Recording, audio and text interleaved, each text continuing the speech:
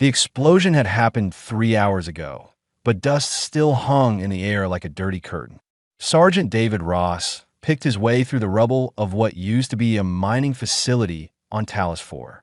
His boots crunched on broken glass and twisted metal. The ceasefire with the Calarians was holding for now, but everyone knew it wouldn't last. His squad was somewhere behind him, checking the eastern sector for salvage. David stopped walking. Something felt wrong. Not dangerous wrong, but different wrong. He tilted his head and listened past the wind whistling through broken walls. There was again a sound like nothing he'd heard before. Low and pained, coming from beneath his feet. He shouldn't investigate alone. Protocol said wait for backup. But David had learned to trust his instincts during 2 years of war, and right now those instincts were screaming at him to move. He found a gap in the collapsed floor and squeezed through, dropping into darkness below. His helmet light cut through the gloom. The underground chamber was massive, carved from natural rock centuries ago. And in the center, pinned under a fallen support beam, lay a creature from myth. David's breath caught in his throat. The thing was easily 20 feet long, covered in deep blue scales that shimmered even in the poor light. Wings lay crumpled beneath the debris. A long neck curved protectively around 3 large eggs, each one pulsing with a faint inner glow to a draconith. David had seen pictures in old military databases, back when he'd studied xenobiology for fun. Everyone thought they were extinct, wiped out decades ago during the first Calarian expansion. Yet here one was dying in front of him. The creature's eye opened, golden and intelligent. It fixed on David with an intensity that made him freeze. The massive head shifted slightly, and a sound emerged from deep in the chest. Not a growl. Words broken and hard to understand, but words nonetheless in the galactic common language. Please. The voice was like rocks grinding together, female and desperate. My children. David moved without thinking. He dropped his rifle and ran to the debris pile. The support beam was enormous, easily 2 tons of reinforced steel. He grabbed it anyway and pulled until his muscles screamed. It didn't budge. Hang on. David ran back to his equipment pack and grabbed the portable jack they used for vehicle repairs. He wedged it under the beam and started pumping. The hydraulics whined. Slowly, inch by agonizing inch, the beam lifted. The draconith dragged herself free, leaving a trail of blue blood across the stone floor. She was hurt badly. Burns covered her flanks where plasma fire had struck. One wing looked broken beyond repair, but she didn't move towards safety. She curled tighter around the eggs. David pulled out his medical kit and approached carefully. The creature watched him but didn't strike. Up close, he could see the intelligence in those golden eyes, the calculation. She was deciding whether to trust him. I'm going to help, David said quietly. He had no idea if she understood his tone, but he kept talking anyway. I have medical gel. It's designed for humans, but the base compounds should work on carbon-based biology. He started applying the gel to the worst burns. The draconith shuddered but held still. Her breathing was labored, each breath rattling in her chest. David worked faster, knowing it wasn't enough. The wounds were too severe. She lost too much blood point. One of the eggs cracked. A small sound in the massive chamber, but made the mother's head snap around. Her whole body tensed. 2 more cracks followed. The eggs were hatching. No, the draconith whispered. Too soon. Not ready. They'll be okay, David said, though he had no idea if that was true. I'll make sure they're okay. The first hatchling emerged, breaking through its shell with a small horned head. It was no bigger than a cat, covered in wet scales that would dry to the same blue as its mother. A second hatchling followed, then a third. They chirped and stumbled on unsteady legs, drawn to the warmth of their mother's body. The draconith looked at David with dimming eyes. She made a sound, deep and resonant, and the hatchlings turned to look at him. Their eyes were bright gold, curious and unafraid. The mother moved her great head toward David, fighting against her failing strength. She pressed her snout gently against his forehead. Heat flooded through David's mind. Not painful, but overwhelming. Images flashed past too quick to catch. Emotions not his own filled his chest. Love, desperation, hope. And beneath it all, a single thought pressed into his consciousness with the force of an order and a prayer combined. Protect them. Guardian. The pressure released. The Draconith slumped, her breathing stopped, and the light faded from her golden eyes. She died as she had lived, protecting her young until the very last moment. David sat in the dust and darkness with 3 newborn creatures that shouldn't exist next to their mother's body, and realized his life had just changed in ways he couldn't begin to understand. The hatchlings chirped and stumbled toward him, drawn by something he couldn't explain. The first one, slightly larger than the others, bumped against his leg and looked up at him with absolute trust. His radio crackled. His squad leader's voice cut through the static. "Ross, where are you?" "We're moving out in 20 minutes. David looked at the 3 hatchlings. They stared back at him. Somewhere above, his old life waited. Down here in the dark, 3 lives depended on his choice that he reached down and carefully scooped up the nearest hatchling. It settled into his arms without fear, making a sound almost like a purr. "I'm sorry," he whispered to the dead Draconith. "I'll keep them safe. I promise." The other 2 hatchlings climbed up his legs, clinging to his uniform with tiny claws. David looked at the mother one last time, then turned and climbed back toward the light, carrying 3 impossible creatures into an uncertain future. David's hands shook as he sealed the supply crate. Inside, 3 hatchlings slept curled against each other, their bellies full of processed protein bars that probably weren't meant for baby dragons, but seemed to work anyway. For days had passed since the rescue, and somehow he'd managed to keep them hidden in an abandoned storage room in the facility's damaged West Wing. The biggest challenge wasn't food. It was keeping them quiet. The hatchlings were smart, scarily smart. They'd figured out within hours that loud noises brought danger. Now they only chirped in soft tones, and when footsteps approached, they went completely silent. It was unnatural how quickly they learned. David had started calling them by names that matched their personalities. Ash, the bold one with slightly darker scales who always explored first. Frost, the cautious one who watched and waited before acting. Storm, the curious one who tried to touch and taste everything. Ross, you coming to the mess hall? Private Amy Lou stuck her head into the room David was supposedly cataloging. He jumped, nearly dropping his scanner. "Not hungry," he said quickly. Too quickly that Amy's eyes narrowed. She was sharp, always had been. 2 tours together meant she could read him like a mission brief. She stepped fully into the room and closed the door behind her. "You've been acting weird for days. Disappearing, missing meals, jumping at shadows." She crossed her arms. "What's going on?" David opened his mouth to lie.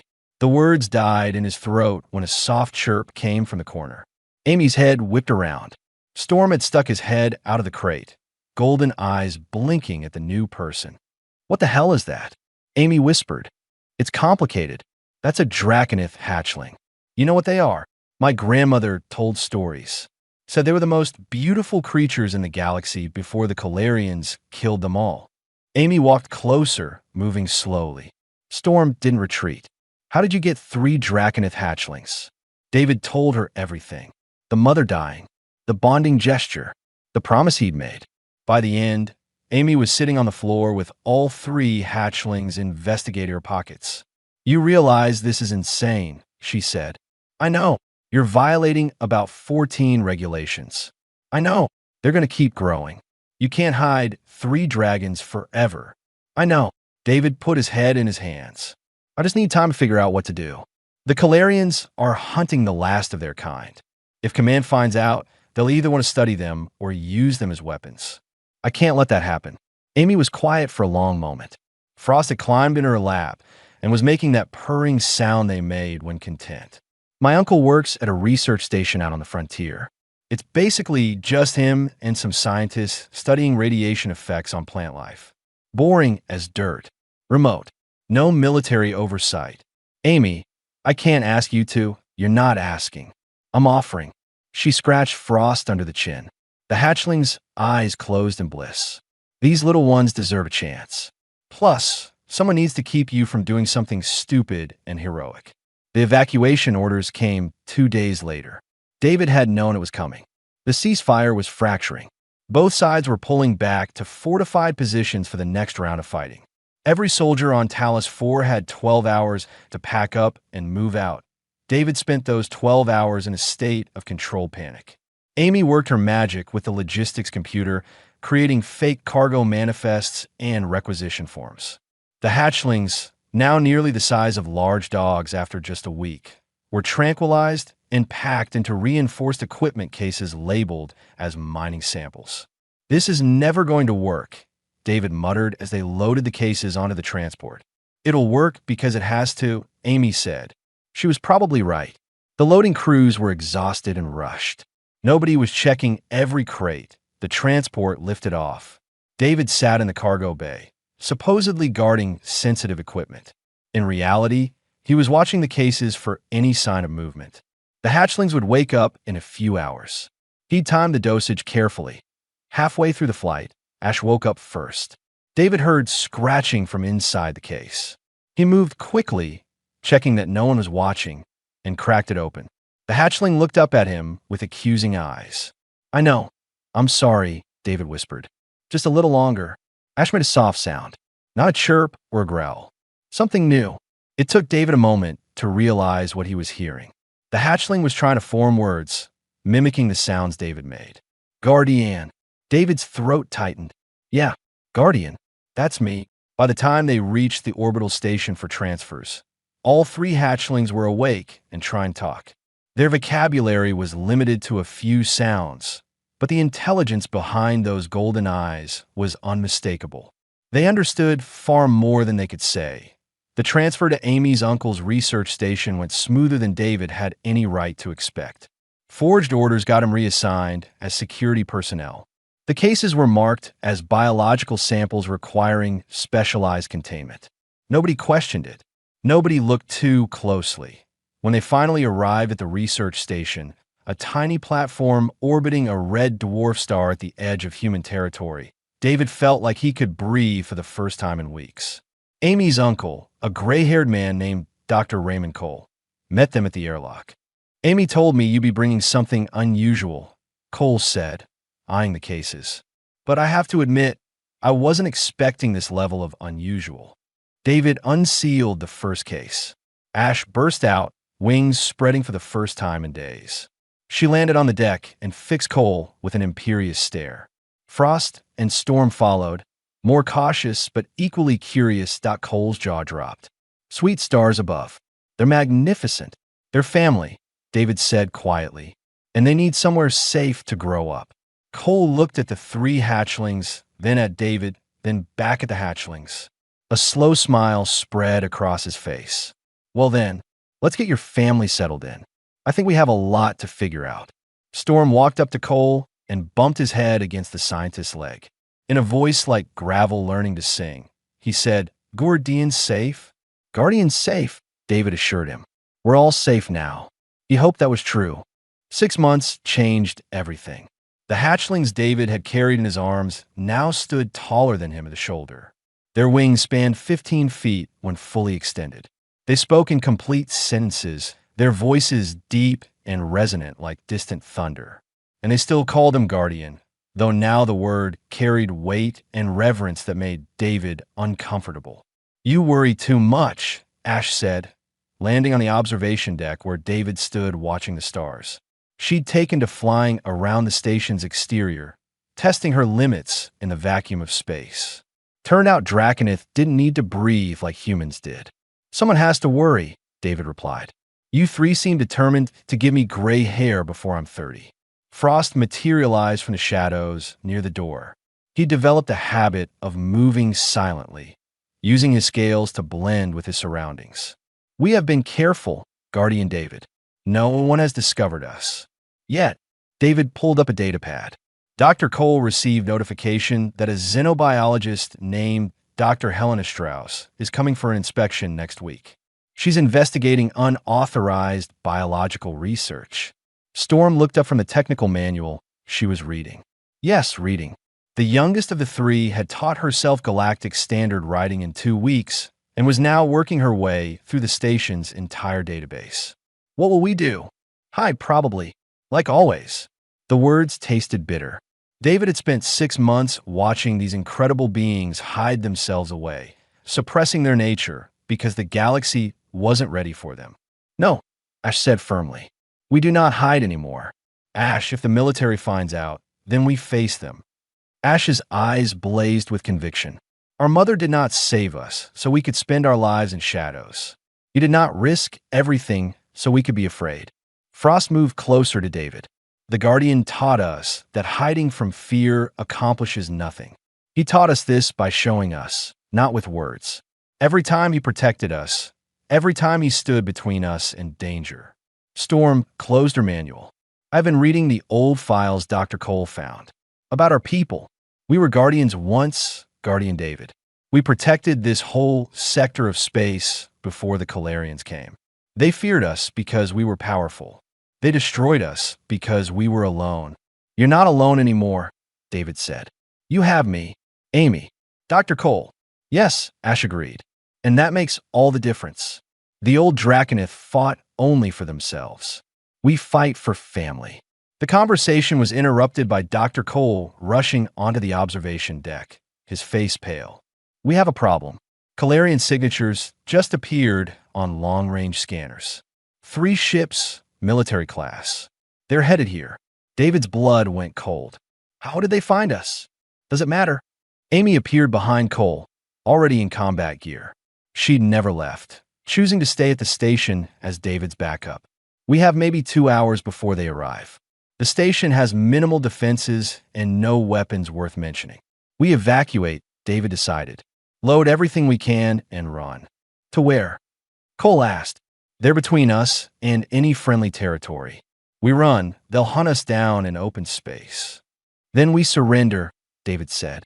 I'll say I forced you all to help me. The Calarians want the Draconith. They can have me instead.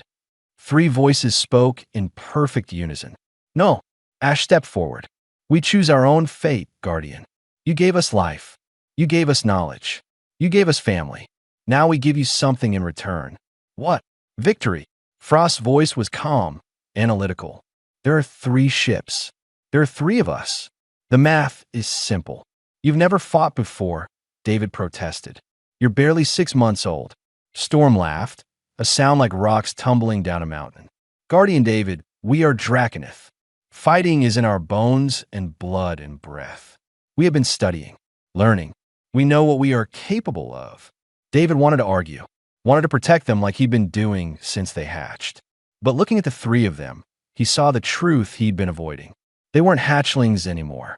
They were young, yes, but they were also powerful, intelligent, and determined. And they were right. Running would only delay the inevitable. Cole, get everyone not essential to operations into the escape pods, David ordered. Amy, help me get the defense grid online. You 3, he looked at the Draconith. If we're doing this, we do it smart. No heroics. No unnecessary risks. We work together. Ash's teeth showed in what might have been a smile. Always together, Guardian. That is what family means. The Calarian ships arrived 90 minutes later. David stood in the control center, watching them approach on the screens. The lead ship transmitted on all frequencies. Human facility, surrender the Draconith specimens immediately. Refusal will result in the destruction of your station. David picked up the transmitter. His hand was steady. This is Sergeant David Ross. The beings you're calling specimens are sentient individuals under my protection. Come and take them if you can. He cut the transmission and looked at the 3 Draconith waiting by the airlock. They wore no armor, carried no weapons. They didn't need them. Ash met his eyes and nodded once. For family, she said. For family, Frost echoed. For family, Storm agreed. They launched themselves into space as the Calarian ships opened fire. David watched them fly, their scales reflecting starlight, their wings catching solar wind. They looked like legends come to life. The battle lasted 7 minutes. When it was over, 2 Calarian ships were drifting hulks, and the 3rd was fleeing at maximum speed. The 3 Draconith returned to the station, unmarked and unbowed. But the galaxy had been watching.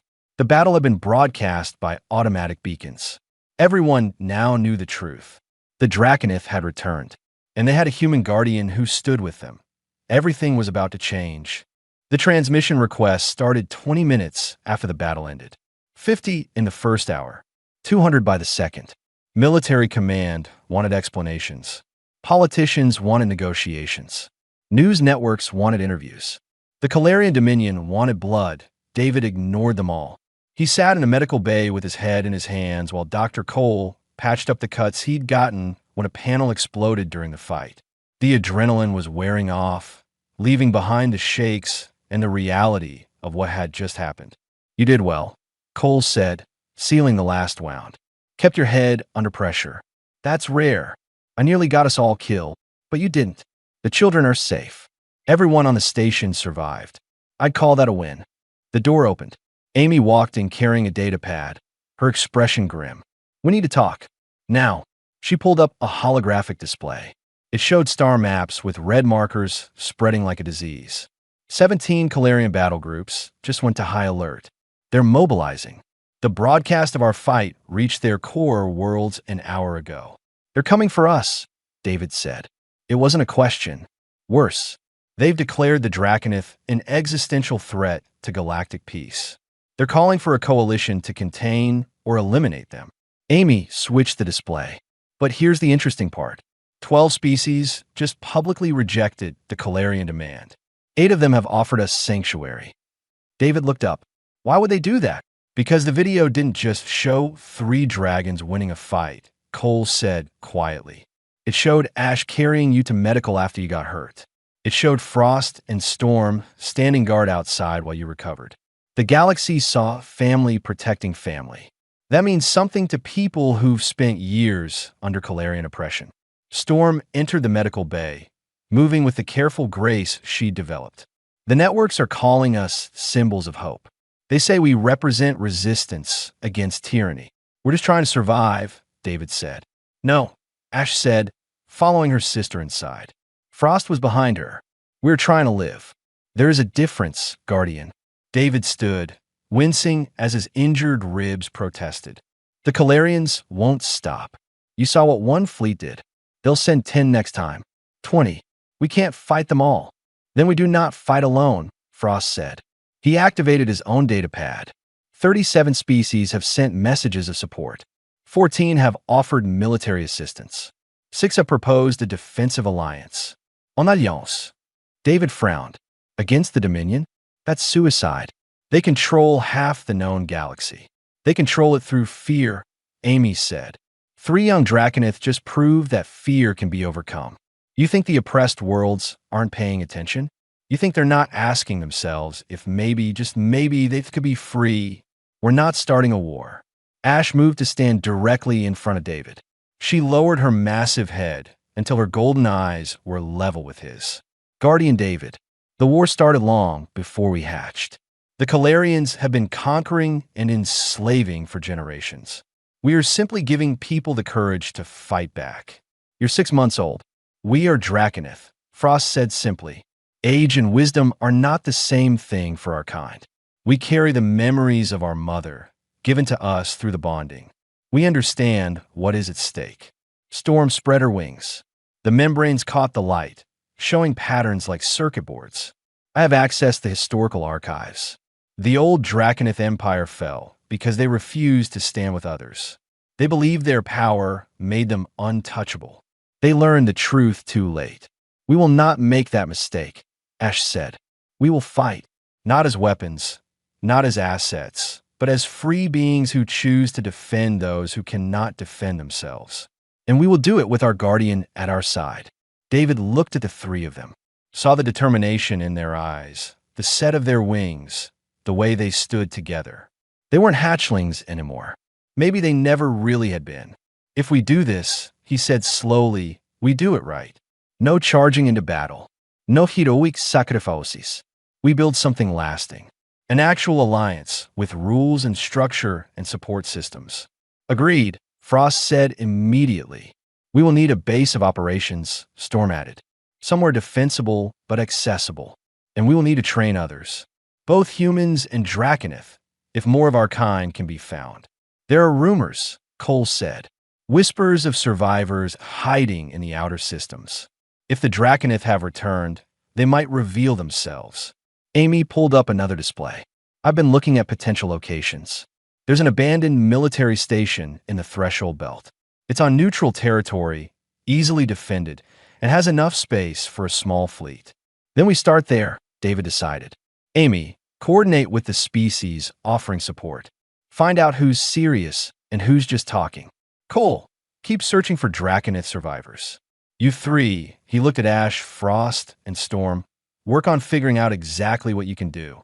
We need to understand your capabilities if we're going into battle again. What will you do, Guardian? Ash asked. David managed a tired smile. I'm going to answer all those transmission requests. If we're building an alliance, we need allies who know what they're signing up for. The next 3 weeks blurred together. Ships arrived from a dozen worlds, bringing soldiers, supplies, and hope. More Draconith appeared, cautious survivors who'd hidden for years. They were older, scarred, wary. But when they saw Ash, Frost, and Storm, something changed in their eyes as a delegation of elder Draconith approached David one evening. Their spokesman, a massive silver-scaled male named Render, studied David with ancient eyes. You are the human who raised the children. I am. You gave them something we lost long ago. Purpose beyond survival. Connection beyond species. They call you Guardian. Now I understand why. Render lowered his great head in respect. We will follow where the children lead, and where their guardian guides. David felt the weight of that statement settle on his shoulders like armor. Too heavy to carry alone, but somehow bearable because he wasn't alone. He had 3 impossible children who'd become his family. And now he had an impossible mission to match. The galaxy was about to learn what happened when you threatened a Guardian's family. The Threshold Station hummed with activity. 3 months had passed since David and the Draconith had claimed this abandoned facility as their base. What started as empty corridors and dead systems now housed 2,000 beings from 30 different species. All of them were here for the same reason. They believed in something impossible. David walked through the training bay where human soldiers sparred alongside Draconith warriors. A young pilot from the Haverin system practiced aerial maneuvers with Storm, who'd become the best flight instructor anyone had ever seen.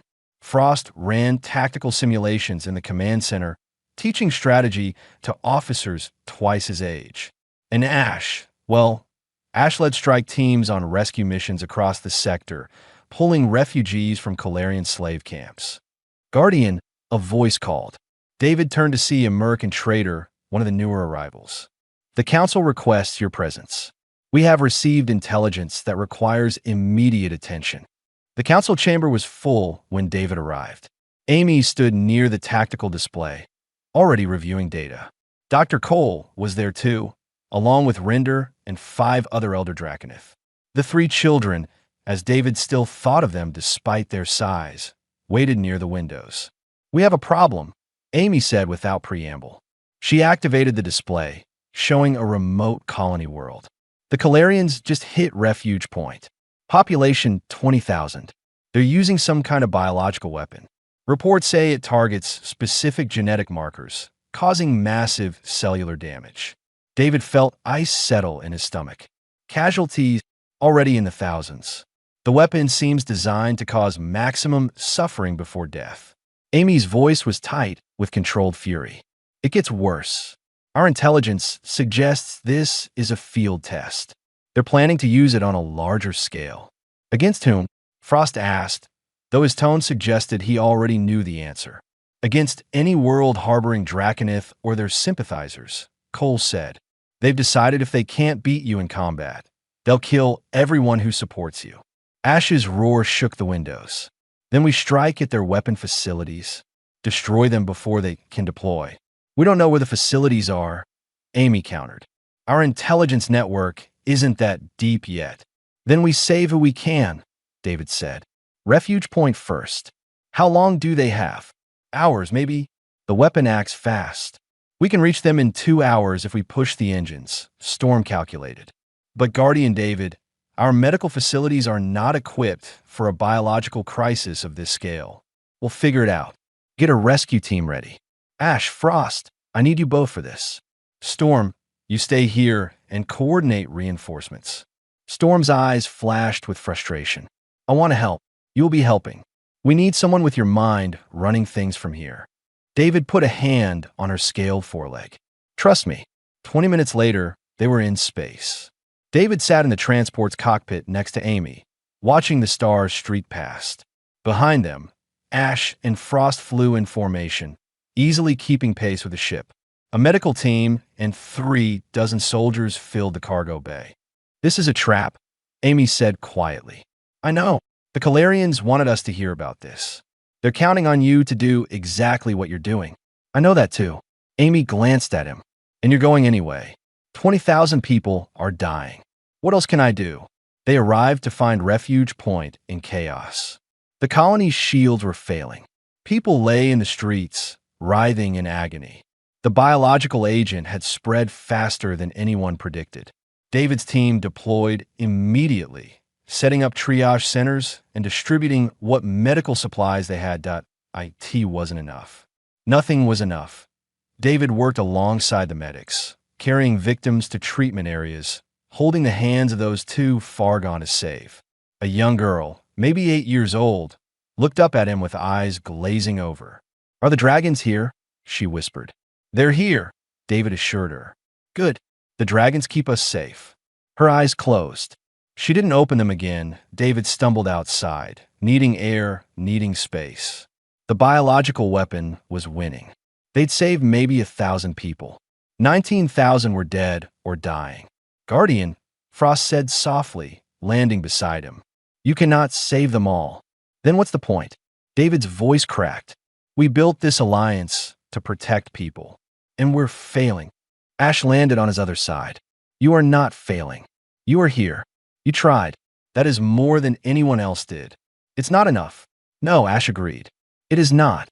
That is why this must end. The Calarians created this weapon. They deployed it on innocents.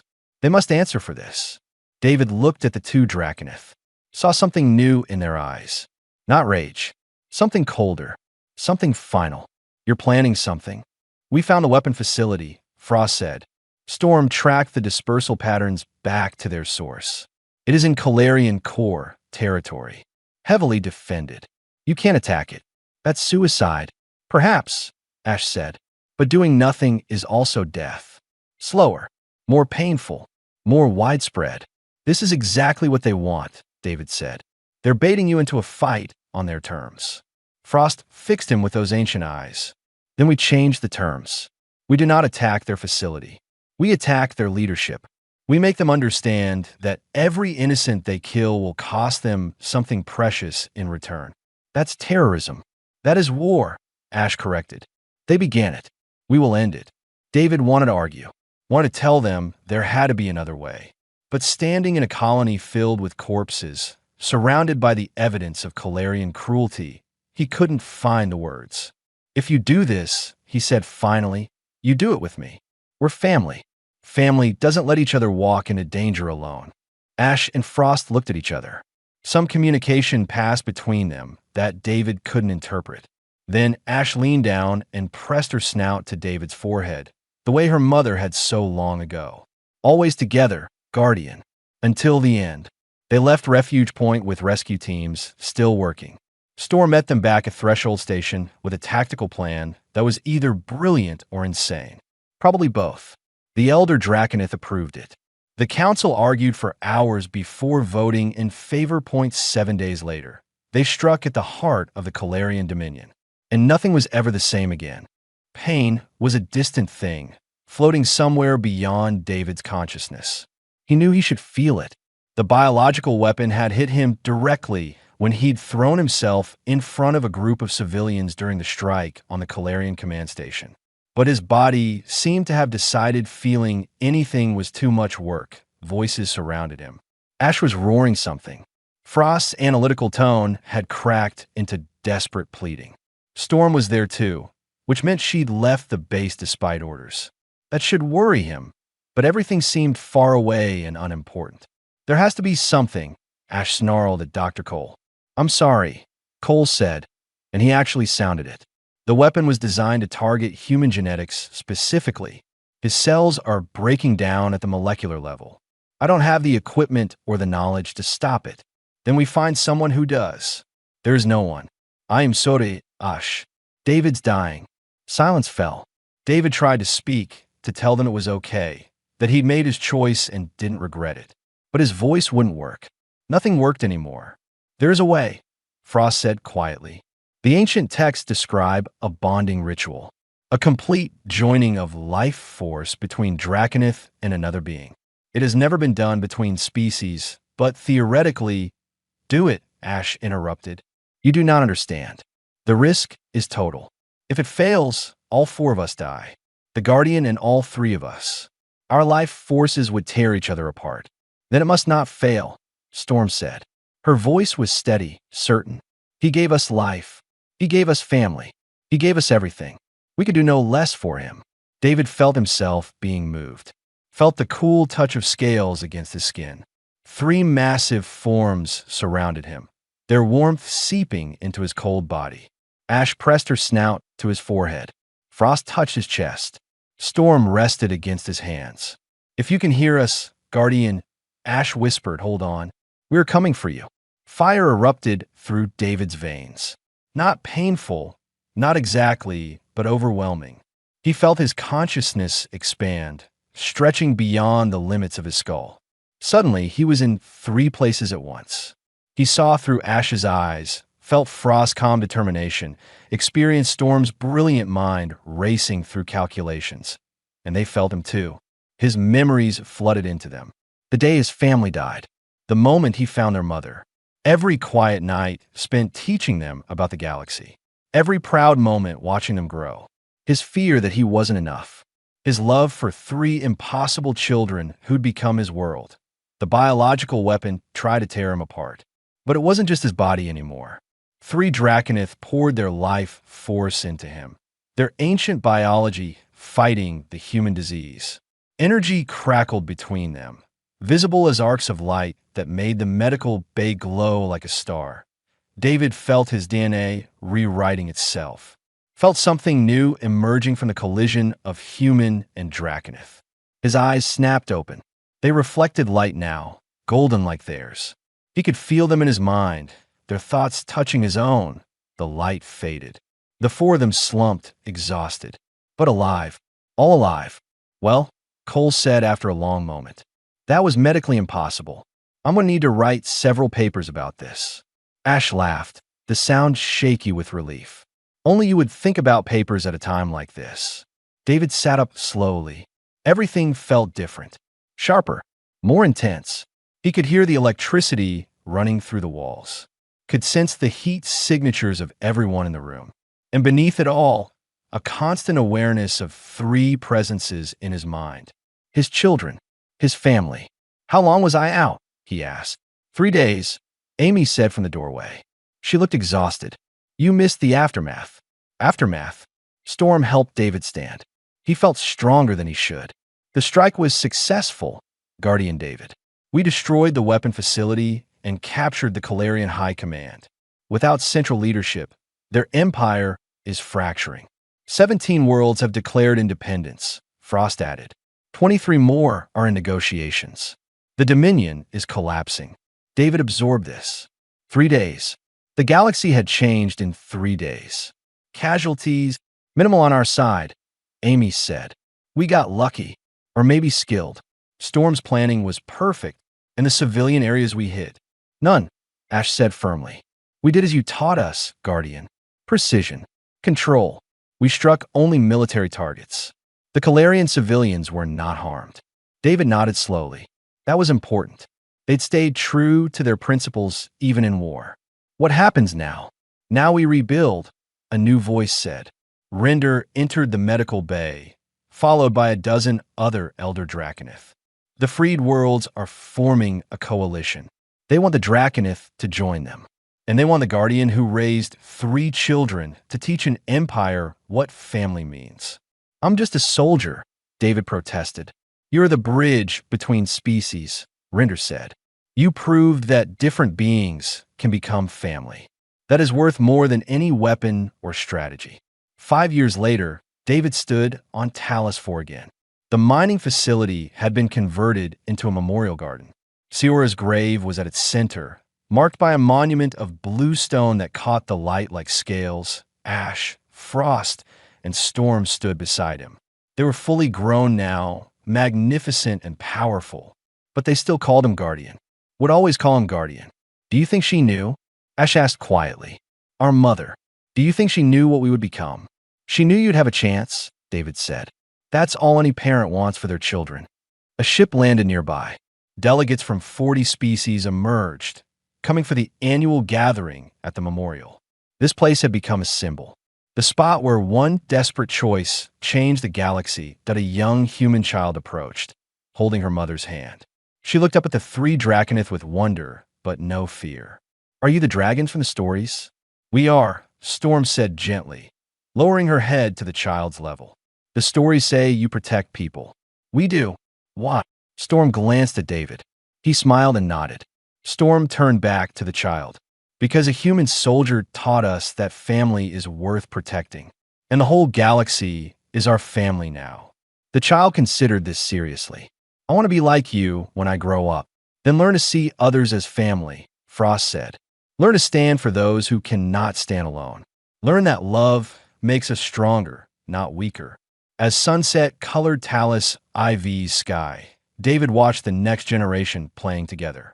Human children and young Draconith, along with dozens of other species, all learning from each other, all becoming family. We did it, Ash said softly. We built something worth saving. We're still building, David replied. There's still work to do. Still people who need protection. Then we keep going, Storm said. Together. Always together, Frost agreed. David looked at the three of them. His children. His family. His pride. Your mother would be proud of you. She would be proud of all of us, Ash corrected, pressing her snout gently to David's forehead. Guardian and children, teaching the galaxy what family means. Night fell on the memorial garden. Stars appeared overhead, the same stars that had watched a human soldier make an impossible choice. The same stars that now looked down on a galaxy, learning that the strongest bonds are the ones we choose, not the ones we're born with. And somewhere in the eternal dark between stars, the spirit of a mother dragon rested peacefully, knowing her children had found what she died to give them. Not just life, but a guardian who would love them, guide them, and stand with them against any darkness. The legacy continued, and would continue for generations to come.